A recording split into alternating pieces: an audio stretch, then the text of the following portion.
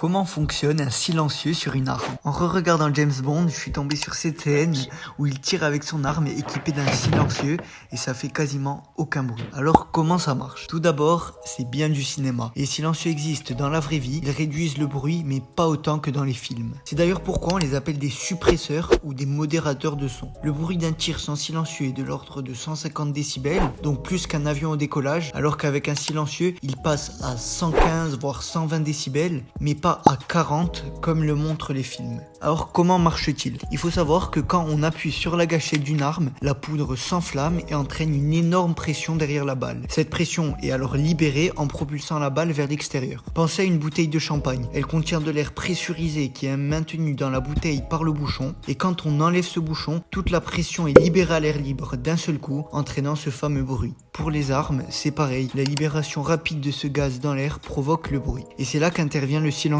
Il permet au gaz de se dilater tout en le contenant. La pression qui est ensuite relâchée à l'air libre est beaucoup moins forte. Elle est de 4 bars contre 200 bars sans silencieux. Et donc vous l'aurez compris, le bruit est aussi beaucoup moins fort. Mais attention, quand une balle est propulsée à grande vitesse, elle va, tout comme peut le faire un avion qui franchit le mur du son, générer un bang supersonique.